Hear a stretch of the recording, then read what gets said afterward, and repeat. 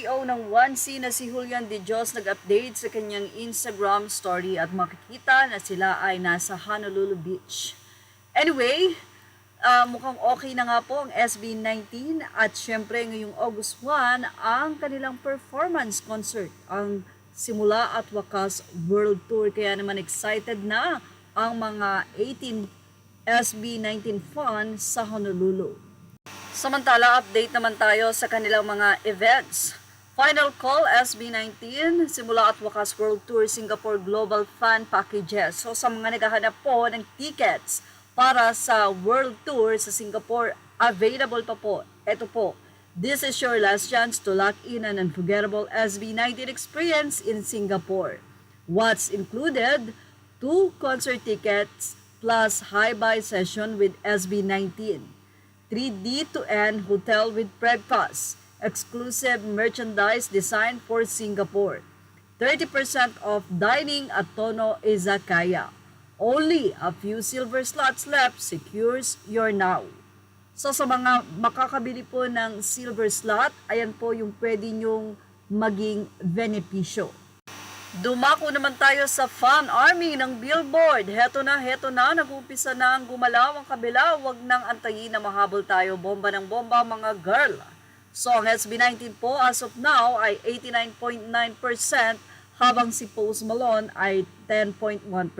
Iniikot na nila ang Basogar at malayo naman ang nasabing agwat pero sabi nga, huwag magpakakampante. Well, sa inyo mga fans, mukhang mauubos na naman ngayon ang Del Monte. Ito'y matapos nga na ibahagi ni Stel ang nasabi nga pong juice na kanyang iniinom. Share ko lang, feel good finds ko, Del Monte juice drinks made with real fruits and antioxidant vitamin C, my top picks. Mango and fourth season, baka ito na rin ang next favorite nyo. Well, talaga namang masarap ang Del Monte. Lalong-lalo na nga at napaka-blessing, another endorsement for SB19. Samantala, nakakatuwa naman ang video na napanood natin kung saan in-screenshot na lang natin ang nasabing paglalaro ng Jackstone ng SB19. Sa larong ito, tanging si Stel lamang ang nanalo. Ganun pa man, tuwang-tuwa si Pablo sa na-achieve ni Stel. Sinisigaw niya pa dyan na go teacher, go teacher. Sa tuwa ni Pablo, halos masakal at mayakap niya nga si Stel dahil lahat sila talaga namang na-struggle sa paglalaro ng Jackstone.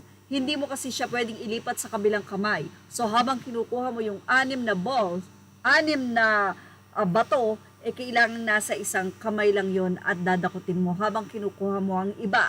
So si Stel lamang ang nakagawa nito. Congrats, Stel! At yan ang ating Showbiz Top Update. Images are all credit to the rightful owners. Please like, share, and subscribe. Thank you for watching Showbiz Top.